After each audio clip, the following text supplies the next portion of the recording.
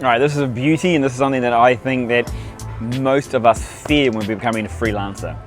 Now, there's a difference between having a skill set, like let's say if you're a hairdresser or a barber, you can cut hair really well. Now, why you would work with somebody is because they take care of the business side of things. They get leads, they create sales, they generate a revenue and an income to pay you a regular salary. And it's a stable salary, right? When you become a freelancer, when you're jumping into the freelance space, this is one of the biggest scares, because then you take on everything that a business owner would take on. You have to, first of all, have money there to do some promotion. You have to go out and do the networking. You have to run the books. You have to put the accounts together, forecast how much money you're going to need, how much money you could potentially make, how much you're going to price the client at.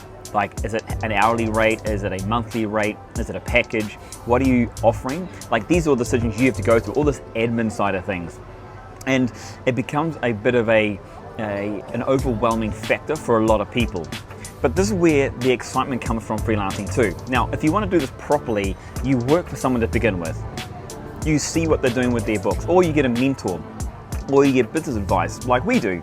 We provide you with support to help you set up the business correctly so that you understand, or you strengthen your weakness in this area, because there's a lot of people who struggle with the administration side.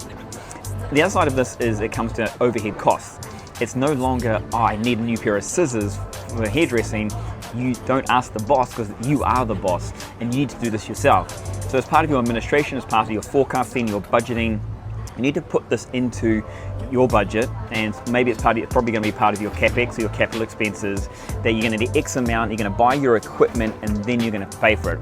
Now, of course, you may need some maintenance, you may need new combs, scissors, gels, and things like that.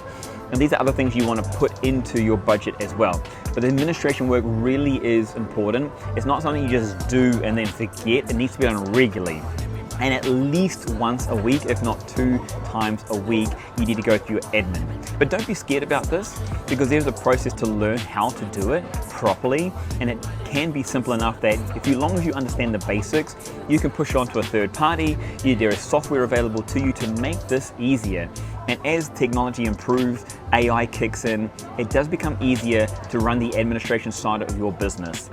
So don't think it as a major fear, think of it as a learning and a development and a pathway to give you the freedom to have your own business, to earn your own money, and to make your own time schedule.